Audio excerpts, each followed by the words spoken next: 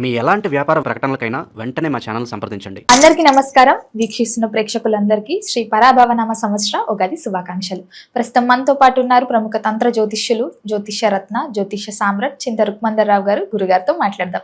నమస్కారం గురుగారు. మాతృదేవోభవ, పితృదేవోభవ, ఆచార్య దేవోభవ. ఓం నమో మాందేశ్వరాయ నమః. అందరూ బాగుండాలి, అందరికీ మంచి జరగాలి. గురుగారు, ముందుగా మీకు ఉగాది శుభాకాంక్షలు అండి. మీకు కూడా ఉగాది శుభాకాంక్షలు. అలాగే మన ఛానల్ తరపున ఉన్నటువంటి అందరికీ, ఈ తెలుగు రాష్ట్రంలో ఉన్న ప్రతి తెలుగు ప్రజలందరికీ కూడా శ్రీ పరాభవనామ సంవత్సర ఉగాది శుభాకాంక్షలు తెలియజేస్తున్నాను. గురుగారు, ముఖ్యంగా ఉగాది అనగానే ప్రతి ఒక్కరికి గుర్తుకొచ్చేది పంచాంగం. ఈ సంవత్సరం మాకు ఎలా ఉండబోతుంది, ఎలాంటి జాగ్రత్తలు తీసుకోవాలి, ఆదాయం ఎలా ఉంది, శత్రుబాధలు ఎలా ఉంటున్నాయి అని ప్రతి ఒక్కరు చూసుకుంటుంటారు కదా. మరి ఈ సంవత్సరంలో, ఈ పరాభవ సంవత్సరంలో నవగ్రహాల ప్రభావం మిథున రాశి వారికి ఎలా ఉండబోతుంది అంటారు? ఎలాంటి జాగ్రత్తలు తీసుకుంటే ఈ సంవత్సరం అంతా బాగుంటుంది అంటారు వాళ్ళకి? ఈ మిథున రాశి వాళ్ళకు ఈ పరాభవనామ సంవత్సరము ఉగాది నుంచి ఎలా ఉంది అని మనం తీసుకుంటే, ప్రతి ఒక్కరు కూడా ఈ పంచాంగం ఎలా ఉంటుంది, మనకు ఆదాయం ఎంత, వ్యయం ఎంత, రాజ్యపూజ్యము, అవమానము లాంటివి ఎక్కువగా చూస్తూ ఉంటారు. ఇందులో భాగంగా మిథున రాశి వాళ్ళకు ఆదాయం 8, వ్యయం 11. అదే రాజ్యపూజ్యం 1, అవమానం 7. అవమానం 7 అంటే 7 వీళ్ళ అదృష్టవంతులని అర్థం. అవమానం 7 అంటే అదేంటి గురుగారు? అంతే కదా. ఇప్పుడు కూడా విమర్శలు, సమస్యలు అద్భుతమైన ఆభరణాలు. అద్భుతమైన ఆభరణాలు అవి మనిషిని అద్భుతంగా అభివృద్ధి చేస్తాయి. వాళ్ళు పొగడ్తలు మనిషిని ముంచేస్తాయి. అందుకు ఎవరి పొగడ్తలకు పడకూడదు. వాడేదో ఆశించే పొగుడుతున్నాను అర్థం. కాబట్టి విమర్శకుల నోళ్లకు ఊహించేటువంటి పర్ఫార్మెన్స్ చూపించాలని పట్టుదల పెరుగుతుంది. ఎవడు విమర్శించినప్పుడే తన సామర్థ్యం బయటపడేది. కాబట్టి వీళ్ళకు విమర్శకులు ఎక్కువ ఈ సంవత్సరం. ఇప్పుడు మనం చెప్పుకుందాం ప్రకారం ఆదాయం 8, వ్యయం 11 అన్నప్పుడు ఒక 3 ఎక్స్ట్రా ఖర్చు అవుతుంది. అంటే 8 రూపాయలు వస్తే 11 రూపాయలు ఖర్చు అవుతుంది. దీనికి ఎందుకంటే ఈ సంవత్సరం వీళ్ళు కొంచెం ఎఫర్ట్ ఎక్కువ పెట్టుకోవాలని అర్థము. ఎక్కువ విమర్శించే ఉన్నారు కాబట్టి ఆటోమేటిక్ బ్రెయిన్ వర్క్ ఎక్కువ చేస్తారు.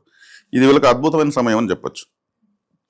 జనరల్గా మిథున రాశి వాళ్ళకి నిలకడ తక్కువ, స్థిరత్వం తక్కువ. ఇన్స్టంట్గా నిర్ణయాలు మారుస్తుంటారు. ఓకే, ఇప్పుడు ఒక కారు కొనాలనుకోండి, ఈ కారు బాగుందని ఒక ఫ్రెండ్ చెప్పాడు, ఓకే దాన్ని తీసుకుందామంటారు.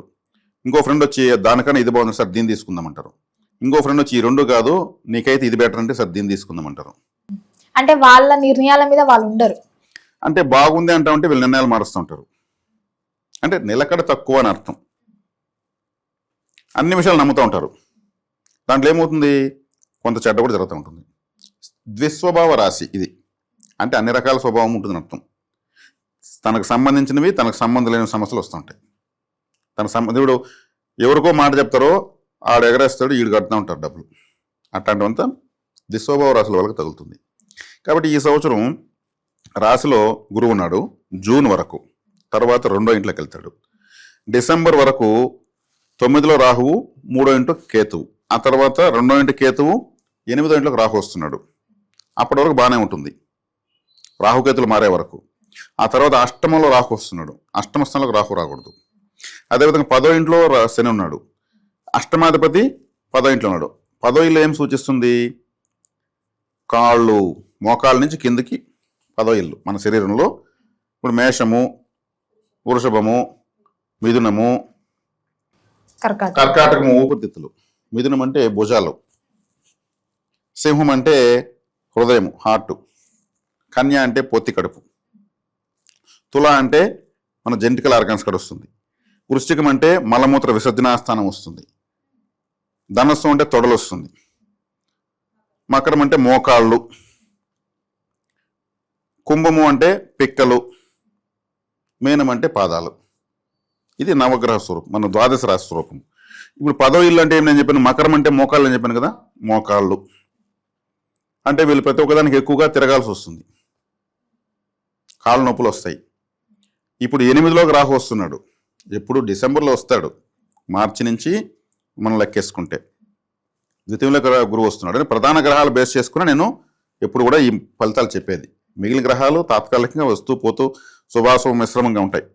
వాటికి వేగంగా ప్రయాణిస్తాయి కాబట్టి ఫలితాన్ని నిర్ధారించి కుదించి మనం ఇవ్వడం కన్నా స్థిరంగా ఉన్నటువంటి గ్రహాలు ఎక్కువ, ఈ సంవత్సరం ఎక్కువగా ఒకే రాశిలో ఉన్నటువంటి గ్రహాలను, నెలల తరబడి ఒకే రాశిలో ఉన్న గ్రహాలను తీసుకుంటే ఫలితాన్ని చెప్పచ్చు రాశి వాళ్ళకు. కాబట్టి 10వ ఇంట్లో శని ఉన్నప్పుడు ఆయన కాళ్ళు అన్నాము, అదే స్థానంలో ఉన్నాడు. వీళ్ళకి త్రిప్పటి ఎక్కువ ఉంటుంది, శ్రమ ఎక్కువ, ఫలితం తక్కువ ఉంటుంది. కానీ ఎంతో కొంత ఫలితం ఉంటుంది, ఫలితం లేకుండా ఉండదు. ద్వితీయంలోకి గురువు రావడం మంచిది. జన్మంలోకి గురువు ఉన్నప్పుడు వీళ్ళకు గ్యాస్ట్రిక్ ప్రాబ్లము, అజీర్ణము, ఇంకా మొహమాటము ఇవన్నీ ఉంటాయి. గురువు జన్మలో ఉండకూడదు. ఈ రాశికి బాధకాధిపతి జూన్ వరకు వ్యతిరేకంగా ఉన్నాడు. జూన్ తర్వాత ఫ్రీ అయిపోతుంది. అంటే ద్వితీయార్థము బాగానే ఉంది వీళ్ళకు. గురువు ద్వితీయంలోకి వస్తాడు కాబట్టి ద్వితీయార్థంలో చివరిలో డిసెంబర్లో రాహుకేతులు మారినప్పటి నుంచి జాగ్రత్తగా ఉండాలి. ఎందుకంటే ద్వితీయంలో కేతు వస్తున్నాడు, గురువుతో కేతు కలుస్తున్నాడు. గురువు వీళ్ళకు బాధకాధిపతి, మళ్ళీ కేతు కలుస్తున్నాడు. కేతు ఏది నాకు వద్దు అనేటువంటి ప్లానెట్. ఒక స్పీడ్ బ్రేకరు, ఒక టోల్ గేటు, ఒక చెక్ పోస్టు లాంటి గ్రహం ధనస్థానంలోకి వస్తుంది. అప్పుడేమి ఆ ధన స్థానంలోకి ఏది వద్దని గ్రహం వస్తే ఏమవుతుంది? అన్ని కట్ చేస్తాడని అర్థం. అష్టమము అంటే 8వ స్థానం అంటే ఏమంటే ఆకస్మిక స్థానం. అంటే సడన్గా మనకు కష్టాలు వస్తాయి కదా, ఏదో సడన్గా ఏదో జరుగుతుంది అంటే మన సడన్గా ఏమొస్తుంది? అంబులెన్స్ వస్తుంది, సడన్గా వస్తుంది అంబులెన్స్. ఎప్పుడు వచ్చినా 8వ స్థానం అంటే ambulance, ICU, operation theatre, hospital, మన ఇంట్లో బాత్రూమ్ కూడా 8వ స్థానం. బాత్రూమ్ మనం సడన్గానే పోతాం. కాబట్టి 8వ స్థానం అక్కడికి ఆకస్మికమైనటువంటి ఒక మెలిఫిక్ ప్లానెట్ మన రాహు వస్తున్నాడు. దానికి ముఖ్యంగా పరిహారాలు చూసుకోవాలి. 10వ స్థానంలో శనేశ్వరుడు ఉన్నప్పుడు ఎక్కువగా ఆ 10వ స్థానం ఏం సూచిస్తుంది? బంధుకారకంలో అత్తగారిల్లు, భార్యకి అమ్మగారిల్లు, అక్కడికి ఎక్కువ వెళ్ళకూడదు. అక్కడ శనేశ్వరుడు అష్టమాధిపతి 10లో ఉన్నాడు కదా, కాబట్టి నిజంగా పని ఉంటేనే వెళ్ళాలి, లేదంటే లేదు. కాబట్టి ఇక్కడ 10వ స్థానంలో శని ఉండడము ఎఫర్ట్ ఎక్కువ, రిజల్ట్ తక్కువ. కానీ రిజల్ట్ తక్కువైనా రిజల్ట్ ఉంది. 2వ స్థానంలో గురువు ఉన్నాడు. ద్వితీయార్థంలో డిసెంబర్ వరకు బాగుంటుంది, ఫైనాన్షియల్గా మంచి గ్రోత్ ఉంటుంది. కేతు వచ్చినప్పుడు కొన్ని నిర్ణయాలు వీళ్ళకి వ్యతిరేకంగా తీసుకునే అవకాశం ఉంది. కేతు వచ్చాడు కాబట్టి ఏది వద్దంటాడు కదా, సరే ఇప్పుడు వదిలి మనం చూద్దామని అనుకోండి, దానివల్ల నష్టం ఎక్కువ ఉంటుంది. అంటే గ్రహ ప్రభావాలు అలా ఆలోచింపజేస్తాయి. అష్టమంలో రాహు ఉన్నాడు కాబట్టి ఆకస్మికంగా కొన్ని నష్టాలు జరిగే అవకాశం ఉంది. అదే అష్టమ స్థానం కూడా ఏం సూచిస్తుంది? ఇన్సూరెన్స్ని సూచిస్తుంది. అదే అష్టమ స్థానం లాటరీని సూచిస్తుంది. ఆకస్మికంగా వచ్చే లాభము అదే, ఆకస్మికంగా వచ్చే నష్టము అదే. కాబట్టి షేర్ మార్కెట్లో కేర్ఫుల్గా ఉండాలి. షేర్ మార్కెట్లో ఓ 1000 రూపాయలు పెట్టామనుకోండి, 10,000 వస్తుంది. అరే ఇప్పుడు కానీ 1,00,000 పెట్టుంటే 10 లక్షలు వచ్చి ఉంటుంది అనిపిస్తుంది. అప్పు చేసుకొచ్చి 1,00,000 పెడతారు, 1,00,000 పోతుంది, మొత్తం పోతుంది. షేర్ మార్కెట్ అంటే దాని అంత పెద్ద మైండ్ గేమ్ ఇంకొకటి లేదు. ప్రపంచంలో షేర్ మార్కెట్కి మించినటువంటి మైండ్ గేమ్ ఇంకొకటి లేదు. కాబట్టి షేర్ మార్కెట్, షేర్స్, ముఖ్యంగా బెట్టింగ్స్, గుర్ర పందాలు, ఈ గ్యాంబ్లింగ్ అంటే జోదం ఆడము, ఇవన్నీ రాహువే. All mafias రాహువే. ఆయన అష్టమంలో ఉన్నాడు, ఆకస్మిక స్థానంలో. వీళ్ళు ఎవరికి చెప్పకుండా రహస్యంగా ఇంట్లో కూడా తెలియకుండా పెట్టుబడి పెట్టి 1 కోటి రూపాయలు సంపాదించదని పెట్టి ఆ సైలెంట్గా వెళ్ళిపోతుంది, ఎవరికి చెప్పుకోలేరు. 3వ కంటి తెలియకుండా లోపల బాధపడుతూ ఉంటారు. అష్టమ స్థానంలో రాహు ఉంటే ఆ పని చేస్తాడు. రాహు అంటే మోసము, దగ, కుట్ర. ఏం చేశాడు? దుస్థానము. 8వ స్థానం అంటే దుస్థానంలో ఉన్నాడు. కాబట్టి వీళ్ళకు దుర్గారాధన చాలా ఇంపార్టెంటు. వీళ్ళ యొక్క బాత్రూమ్ శుభ్రంగా పెట్టుకోవాలి. బాత్రూము పూజ రూమ్ కన్నా అద్భుతంగా పెట్టుకోవాలి. ఎందుకంటే ఆకస్మిక స్థానం అక్కడ రాహు ఉన్నాడు. 8 ఆకస్మిక అక్కడ రాహు ఉన్నాడు కాబట్టి ఎక్కువసేపు స్నానం చేయకూడదు బాత్రూంలో. పాటలు పాడుకుంటా ఆడ కూడా ఆన్ చేసి పెట్టేసి ఇయర్ ఫోన్స్ పెట్టుకుంటూ స్నానం చేయగలట. రాహు ఉన్నాడు ఇప్పుడు ఈ సంవత్సరం. అక్కడే కొంతమంది పోయి గంటలు కూర్చొని అన్ని ప్లానింగ్లు ఆడేస్తూ ఉంటారు. ఏం చేసుకోవాలంటే అక్కడ ఇప్పుడు అక్కడ ఆలోచన తగ్గించాలి. 8వ స్థానంలో అక్కడ పాపగ్రహం వచ్చింది. మన ఇంట్లో ద్వాదశ స్థానాలు ఉంటాయి. నేను ఎట్టయితే మన దేహానికి చెప్పానో మన ఇంటికి కూడా మేషము, వృషము అన్నీ ఉన్నాయి, నవగ్రహ స్థానాలు ఉన్నాయి. ఆ గ్రహాలకు ఇబ్బంది కలగకుండా రూములు, గడపలు, కిటికీలు పెట్టడమే వాస్తు బాగా పెట్టడం. నాకు ఇక్కడ పెట్టుకుంటే నాకు కన్వీనియంట్ పెడితే అక్కడ ఒక గ్రహానికి ఆ గ్రహానికి గురి కావాల్సి వస్తుంది. మనకు నచ్చినట్టు వాస్తు ఉంటుంది, వాస్తుకు అనుగుణంగా మనం ఉండాలి. కాబట్టి 8వ స్థానంలో రాహు ఉన్నాడు. నవగ్రహ వాస్తు కాబట్టి ఇంకోసారి వీడియో మనం చేద్దాం, ఇబ్బంది లేదు. అది మంచి నాలెడ్జ్ ఇచ్చేద్దాం. ఎవరికి వాళ్ళ వాస్తు పండితులు అయిపోవాలంతే, ఎవరు నమ్మి డబ్బులు పోగొట్టుకోకూడదు. కాబట్టి ఇక్కడ వీళ్ళు లాటరీలు, బెట్టింగ్స్, జూదాలు, ఈ గుర్ర పందాలు లాంటి వాటి జోలికి వెళ్ళకూడదు. బెట్టింగ్స్లో అసలు యువత చాలా మంది చెడిపోతున్నారు. దీనికంతా రాహువే కారణం. కాబట్టి తీసుకోవాల్సిన జాగ్రత్తలు, రాహుకి పరిహారము. శనేశ్వరుడి పరిహారం అత్తగారింటికి పెద్దగా వెళ్ళకూడదు, ఎఫర్ట్ ఎక్కువ పెట్టాలి. 100 రూపాయలుగా మనకు 100 రూపాయలు కాబట్టి 1000 రూపాయలు కష్టం పెట్టాలి, అప్పుడు 100 వస్తుంది. అప్పుడు 1000 రూపాయలు కాబట్టి 10,000 రూపాయలు కష్టం పెట్టాలి. అంటే ఎఫర్ట్ పెట్టాలని అర్థం. ఆ ఎఫెక్ట్ పెట్టినా కానీ రావట్లేదు కదా గురుగారు. అంటే తక్కువ వస్తుంది, ఎఫర్ట్ పెట్టి తక్కువ వస్తుంది. ఎంత వస్తుందో చూసుకుంటే దానికి ఇంకా ఎక్కువ ఎఫర్ట్ పెట్టాలని అర్థం ఇక్కడ. ఇది ఫ్యూచర్లో వీళ్ళకి ఉపయోగపడుతుంది. ఏ కంపెనీ అన్నా ఉద్యోగస్తులు తీసుకుంటే అనుభవం ఉండే వాళ్ళు, మీ ప్రీవియస్ ఎక్స్పీరియన్స్ ఏంటి, ఏ కంపెనీలో పనిచేస్తామంటే ఆ ప్రీవియస్గా ఒక 4 ఏళ్ళు పనిచేస్తుంటే ఎక్కువ జీతం ఇస్తే తీసుకునేస్తారు. అట్లా వీళ్ళ అనుభవం వీళ్ళకి పనికి వస్తుంది. రెండో ఇంట్లో ఒక గురువు వస్తున్నాడు, ఫైనాన్షియల్గా అవకాశాలు దొరుకుతాయి, వివాహాలు అవుతాయి, ఇంకా పిల్లలు పుడతారు. వీళ్ళకు మంచి స్పీకర్స్ ఎవరైనా ఉంటే, ఈ మిథున రాశిలో పుట్టి మంచి స్పీకర్స్ ఉంటే వాళ్ళకు కోచెస్గా ఒక ట్యూషన్ మాస్టర్ కావచ్చు, ఒక కోచింగ్ సెంటర్ కావచ్చు, ఇటువంటి పెట్టుకోవడానికి అవకాశాలు వస్తాయి. ఇటువంటి ఫీల్డ్లో ఉన్న వాళ్ళతో డెవలప్ అయిపోవచ్చు. ఇప్పుడు ఇదే మిథున రాశిలో పుట్టి టీవీ యాంకర్లుగా ఉంటారు, వాళ్ళకి మంచి గ్రోత్ వస్తుంది. రెండో ఇంట్లోకి మాటలో గురువు వస్తున్నాడు కదా, మంచి గ్రోత్ వస్తుంది. అంటే మనం కొన్ని నెగిటివ్స్ చెప్పాము, పాజిటివ్స్ ఉన్నాయి. పూర్తిగా నెగిటివ్ ఎవరికి ఉండదు. మిథున రాశి వాళ్ళు దుస్వభావం అంటే అన్నీ ఆలోచిస్తూ ఉంటారు, మంచి చెడు అన్నీ ఆలోచిస్తూ ఉంటారు, కాబట్టి నిలకడ తక్కువ. కానీ ఇందులో వీళ్ళు బెనిఫిట్ గురువు ద్వారా పొందుతారు. కేతు రెండో ఇంట్లో కూడా వైరాగ్యం వస్తుంది. ఆ వైరాగ్యం కోసం ఏం చేయాలంటే, వీళ్ళకి ఆదాయం కావాలనుకుంటే 10% దానం చేసేయాలి.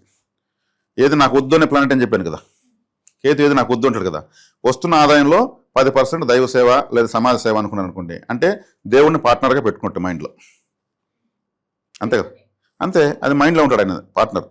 అడుగుతూ ఉంటాడు, నా 10% నాకు అంటూ ఉంటాడు. ఇచ్చేసాం అనుకో మళ్ళీ ఇంకో పని చేయిస్తాడు. అంటే దైవ బలం ఉన్నటువంటి గ్రహాలు ద్వితీయంలో కలుస్తున్నాయి, గురువు కేతువు. డిసెంబర్ తర్వాత అప్పుడు ఆ ప్రాంతంలో కేతు వస్తున్నాడు. కాబట్టి కేతు ఎప్పుడు ఆపుతాడు కదా, ఎప్పుడు ఆపడంటే దైవబలం, దైవ పరిహారం చేసుకుంటే, దైవానికి సేవ చేసుకుంటే అప్పుడే. దైవ చింతన కలిగి ఉంటే కేతు సూపర్గా పనిచేస్తాడు, ఇంక దేనికి పనిచేయడు ఎవరికైనా. కేతు అంటే సన్యాసి అని చెప్పాను కదా, సన్యాసి అంటే అన్నీ నాకు వద్దు అనేవాడు కదా అర్థము. కానీ ఆ సన్యాసి ఏం కావాలంటాడు, నాకు దేవుడు కావాలంటాడు.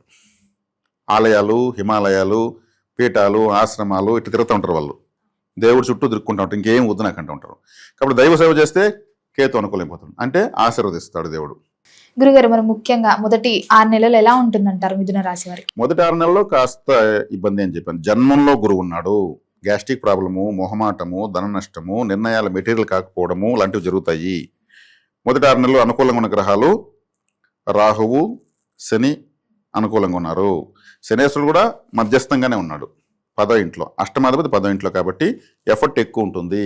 శని అంటే కర్మకారకుడు కాబట్టి శని కూడా జూన్ జూలై ప్రాంతంలో వక్రిస్తున్నాడు, అంటే వెనక్కి తిరుగుతున్నాడు. శని వెనక్కి తిరిగితే పరిస్థితి, శని వృత్తి కర్మకారకుడు, అంటే మనం చేసే ప్రతి పని శనేశ్వరుడే. నేను ఏ పని చేయను అంటే కూడా దానికి శనేశ్వరుడు, అది కూడా ఒక పనే.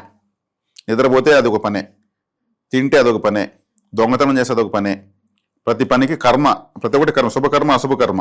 కర్మకారకుడు శని, ఆయన కర్మస్థానంలో ఉన్నాడు కాబట్టి ఎక్కువ కష్టపెడతాడు. ఆయన వక్రించాడు అనుకోండి, మనం చేసే పనిలో నిన్న ప్రాజెక్టులు మారిపోతాయి. కొంతమంది చెప్తారు వాళ్ళు బై బర్త్ శని వక్రంలో ఉంటాడు, వాళ్ళు 10, 20, 30 వ్యాపారాలు చెప్తుంటారు. నేను ఈ వ్యాపారం చేసినప్పుడు మళ్ళీ 2 సంవత్సరాలతో ఈ వ్యాపారం చేసిన వాళ్ళంతా శనిశ్వరులు వక్రంగా ఉన్నవాళ్ళు. కాబట్టి శని వక్రంగా వస్తున్నాడు ద్వితీయార్థంలో. ప్రథమార్థంలో శని వక్రంగా లేడు కాబట్టి, ప్రథమార్థంలో కూడా ద్వితీయార్థంలో శని వక్రిస్తున్నాడు. ప్రథమార్థంలో గురువు అనుకూలం లేడు, ద్వితీయార్థంలో గురువు అనుకూలమవుతున్నాడు.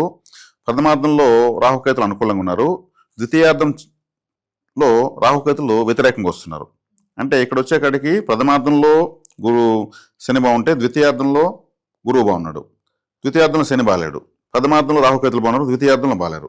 అంటే ఇక్కడ ఏమవుతుంది, వీళ్ళు ప్రథమార్థ ద్వితీయార్థులకు ఇప్పుడు ప్రథమార్థంలో శుభంగా ఉన్నవి ద్వితీయార్థంలో అశుభంగా, ద్వితీయార్థంలో శుభంగా ఉన్నవి ప్రథమార్థంలో అశుభంగా, ఇలా ఉంది. అంటే ఎనర్జీస్ మారుతున్నాయి, అంటే కారకత్వాలు మారుతున్నాయి. అంటే ఇప్పుడు శనేశ్వరుడు అంటే వృత్తికారకుడు అని చెప్పాను నేను. ఆయన వక్రించాడంటే వృత్తిలో మన మార్పులు, నేను కొత్త వ్యాపారం స్టార్ట్ చేయడము, లేదా ఉన్న వ్యాపారం ఆపేయడము, లేదా దీన్ని డెవలప్ చేయాలనే వృత్తిలో మార్పులు. స్థిరంగా ఇట్లా ఉంటే ఈ ఆదాయం చాలడం లేదని అంటారు కదా, అలా వృత్తిలో మార్పులు ఇలా జరుగుతాయి అనమాట. ఈ ఇప్పుడు శని వక్రించినప్పుడు ఏం చేస్తాడు, వృత్తిని మార్చేస్తాడు. కాబట్టి ఇప్పుడు ఈ స్థితిలో శని వక్రంగా ఉన్నప్పుడు పుట్టిన వాళ్ళు వృత్తిలో సెట్ అవ్వరు, మార్పులు చేస్తుంటారు. ఇక్కడ వచ్చిన పరిహారం ఏం చేయాలి మెయిన్గా, ఆయన వక్రించినప్పుడు అంటే శనేశ్వరుడు అంటే కాళ్ళు, మనం ఇంతసేపు మాడుకున్నాం. శనేశ్వరుడు అంటే చెప్పులు, శనేశ్వరుడు అంటే పని అని చెప్పాం. ముఖ్యంగా నడక, కాళ్ళతో చేసే పని ఏమి నడకే కదా, నడక. శనేశ్వరుడు ఒక ఆయుధం చీపురు కట్ట, ఆయన యొక్క ఆయుధం చీపురు. అందుకే ఈ ఊడ్చే వాళ్ళు అంతా శనికారకత్వంలో ఉంటారు. చెప్పులు కుట్టేటువంటి వాడు శనికారకత్వం ఉంటారనమాట, చెప్పులు కుట్టే కార్మికులు. కాబట్టి వీళ్ళకి సేవ చేయాలి. ఎలా చేయాలి? ఇప్పుడు మనం వాకింగ్ అంటే నడకంటే శని కదా, శని వక్రమయ్యాడు అంటే వెనక్కి తిరుగుతున్నాడు, అంటే మనం వెనక్కి నడవాలి. డైలీ వాకింగ్ చేసేటప్పుడు ఒక 10 feet వెనక్కి రివర్స్ వాకింగ్ చేయాలి. సరదాగా స్కై వాకింగ్ లాగా ఎలా పెట్టుకుని ఒక 10 feet 20 feet రివర్స్ వాకింగ్ చేయడం వల్ల శని వక్రత నశిస్తుంది. అదేవిధంగా చెప్పులు అని చెప్పాం. చెప్పులు కుడికాలు చెప్పు ఎడంకాలకి, ఎడంకాలు చెప్పు కుడికాలకి వేసుకుని మళ్ళీ మామూలుగా వేసుకుని మళ్ళీ పోవాలి. అంటే అన్కంఫర్ట్లోకి వచ్చి కంఫర్ట్ అవ్వాలి. చెప్పులను వక్రించడం వల్ల శని వక్రత నశిస్తుంది. చీపురు కట్ట ఎలా యూజ్ చేస్తారు? ముందుకి వెనక్కి, ముందుకి వెనక్కి, అంటే వక్రం చేస్తేనే శుభ్రం అవుతుంది ఎక్కడ కానీ. ఆ ఆయుధమే అదే ఆయన యొక్క ఆయుధం. చీపురు కట్టలు శనివారం రోజు శివాలయానికి గిఫ్ట్గా ఇవ్వాలి. అద్భుతంగా పనిచేస్తుంది. ఆలయ శుభ్రతకు మనం పనిచేస్తుండేది. లోపల విగ్రహానికి అందరూ అభిషేకం చేస్తారు, ఆలయానికి ఊరు చేస్తారు అభిషేకము. కాబట్టి చీపురు కట్టలు ఇవ్వడం వల్ల మనం కారణమవుతాం. ఆలయం ప్రతిరోజు శుభ్రం అవుతూనే ఉంటుంది. ప్రతి శనివారం ఇవ్వడం వల్ల అంటే మొదటి శనివారం శివాలయానికి ఇవ్వాలి. నెలకు ఒక ఆలయానికి ఇస్తూ ఉండొచ్చు, మిగిలిన ఆలయాలకు. ఓ సంవత్సరంలో ఏమవుతుంది, ఓ 10 ఆలయాలు మన వల్ల శుభ్రం అవుతాయంటే గ్రహాలు వ్యతిరేకంగా పనిచేస్తాయి. అసలు చెయ్యి అద్భుతమైన పరిహారం. అంటే గురుగారు మొదటి శనివారం అంటే అమావాస్య తర్వాత వచ్చిన మొదటి శనివారమా? మీరు ఇవ్వాలనుకుంటే ఏ రోజు ఇస్తే అదే మొదటి శనివారం. నెక్స్ట్ శనివారం వచ్చిందనుకోండి, మీరు ఇచ్చినారనుకోండి, మీరు ఇచ్చిన మొదటి శనివారం అవుతుంది. అట్లా కౌంట్ చేస్తారు. సేవ చేయాలంటే వారాలు, తిథులు, నక్షత్రాలు, దుర్ముహూర్తాలు, వర్జ్యాలు, రావుకాలం ఏమకంటే అవసరం. సేవకు అడ్డం ఏది లేదు.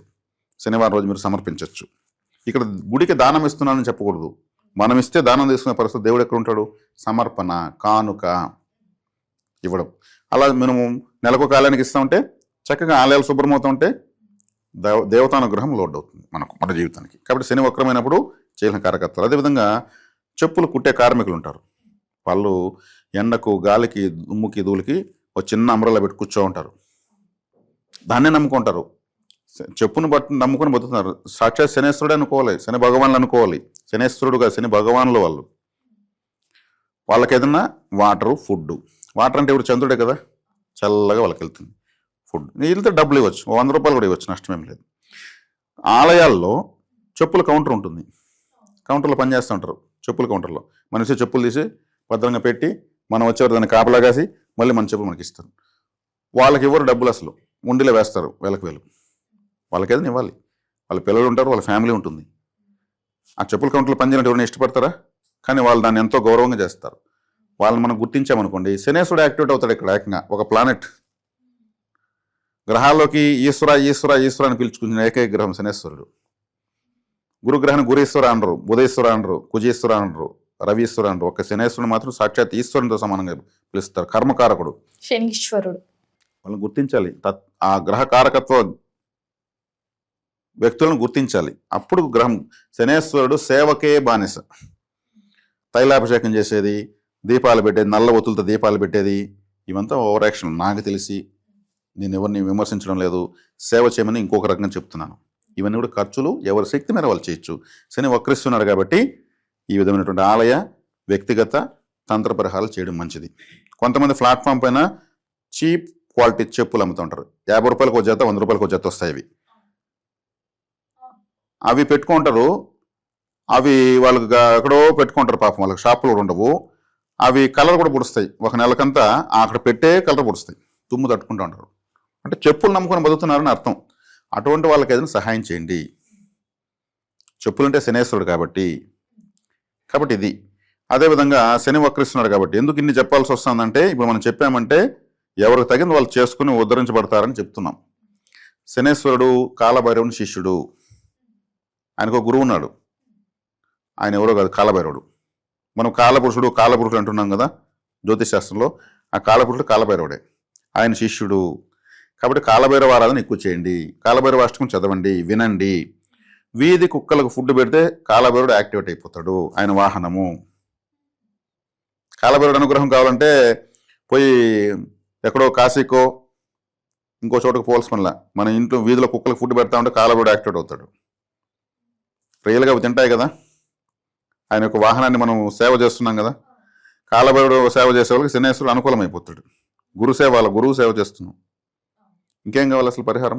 కాబట్టి శని వక్రం వృత్తికారకుడు, కర్మకారకుడు, అందరికీ వృత్తి వ్యాపారాలు బాగుండాలి కదా. కాబట్టి శనేశ్వరుడు వక్రిస్తున్నాడు కాబట్టి ఈ పరిహారాలు చేసుకోవాలి.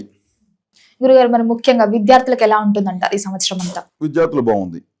అంటే ప్రాథమిక విద్య అంటే 2వ స్థానమే. అదే ఉన్నత విద్య అంటే కొంచెం హై స్కూల్ విద్య అంటే 4వ స్థానము.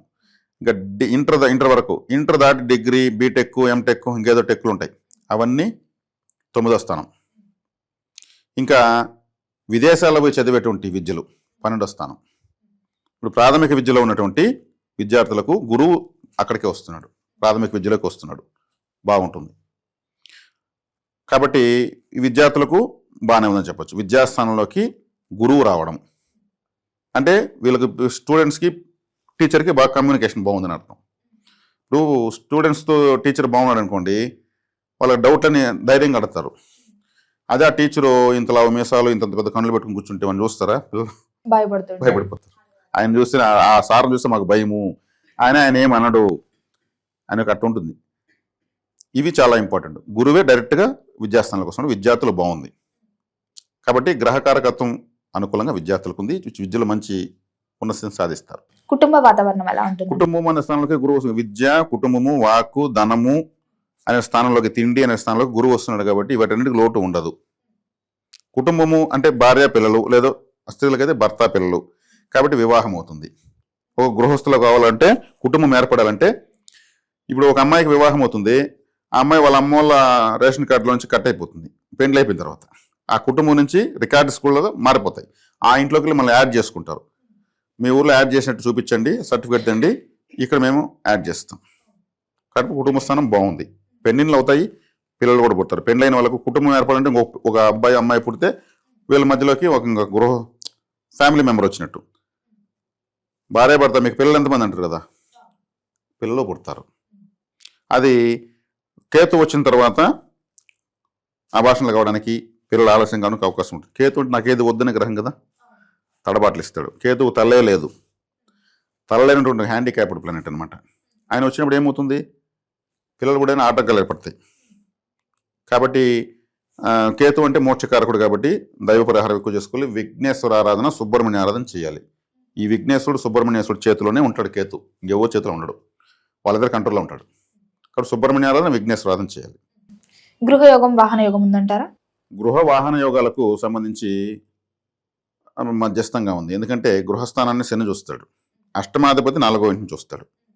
కాబట్టి గృహ వాహన యోగాలు సాధారణంగా ఉంది, అంత ఉన్నతంగా అయితే ఏం లేదు. రైతులకు ఎలా ఉందంటారు? రైతులకు కష్టం ఎక్కువ, ఫలితం తక్కువ. శనేశ్వరుడే శ్రమ కర్మగ్రహం అంటే రైతులు కష్టపడుతూ ఉంటారు కాబట్టి ఎక్కువ కష్టము, ఫలితం తక్కువ ఉంటుంది. నేను చెప్పినటువంటి శనిగ్రహ పరిహారాలు చేసుకుంటూ వస్తే ఇంకొంత ఎక్కువ ఫలితం తీసుకోవచ్చు. గురుగారు మరి మొత్తం మీద ఈ సంవత్సరం అంతా ఇంకా బాగుండాలంటే ఏ దైవాన్ని పూజించమంటారు, ఎలాంటి పరిహారాలు చేసుకోవచ్చు అంటారు? మిథున రాశి వాళ్లకు ద్వితీయ స్థానము అయినటువంటి కర్కాటక రాశి, కర్కాటకము ద్వితీయం అంటే ధనస్థానము, డబ్బులు కావాలి కదా. మనిషి ఎప్పుడు కోరుకునేది ఇన్ని బాధలు డబ్బులు వస్తూ ఉంటే ఆ బాధను మర్చిపోతాడు. ద్వితీయంలోకి గురువే వెళ్తున్నాడు, ధనకారకుడే వెళ్తున్నాడు. ఈ ధనకారకుడు వెళ్తున్నాడు కాబట్టి వీళ్ళు ద్వితీయం అంటే కర్కాటక రాశి కాబట్టి చంద్రుడి యొక్క రాశి కాబట్టి చంద్రుడికి అధిష్టాన దేవత అమ్మవారు. ఏ అమ్మవారు చూసినా పైన చంద్రుని పెట్టుకుంటుంది, చంద్రవంకిలా ఉంటుంది. ఆమె యొక్క ఒక ఆర్నమెంట్ లాగా చంద్రుని పెట్టుకుంటారు. కాబట్టి అమ్మవారిని ఆరాధించడం మంచిది. ప్రతి సోమవారము అమ్మవారి దగ్గరికి శివాలయానికి వెళ్తే పార్వతీదేవిని, లేదు రాజరాజేశ్వరి దేవి, లలితాదేవి, గాయత్రీదేవి, సరస్వతీదేవి. ఎందుకు వీళ్ళని చెప్తున్నానంటే ఇప్పుడు కాళికాదేవి, దుర్గాదేవి, చండీదేవి వాళ్ళ ఆయుధాలు వెపన్స్ ఎత్తుకుంటారు. ఇక్కడ వెపన్స్ కాకుండా వడాపాయసం తినే దేవతలు చెప్తున్నాను నేను. వాళ్ళు నాన్ వెజ్ తింటారు. ఇక్కడ చంద్రుడు సౌమ్య గ్రహం. వీళ్ళు నమస్కారము, సమర్పణ, దీపము, ధూపము, పొంగలి ఇట్లాంటివి తింటారు వీళ్ళు ఈ స్వరూపాల్లో. కాబట్టి చంద్రుడికి సంబంధించినటువంటి ఈ యొక్క స్వరూపాలైనటువంటి సౌమ్యమైనటువంటి అమ్మవారిని ఆరాధించడం వల్ల ఆర్థికంగా బాగుంటుంది. వీళ్ళకి నచ్చిన దేవతను ఆరాధించుకోవచ్చు. గురుగారు మొత్తం మీద మిథున రాశి వారికి సంవత్సరం అంతా ఎలా ఉండబోతుంది, ఎలాంటి జాగ్రత్తలు తీసుకోవాలి, ఎలాంటి పరిహారాలు చేయాలి తెలియజేసినందుకు ధన్యవాదాలండి. ధన్యవాదాలు.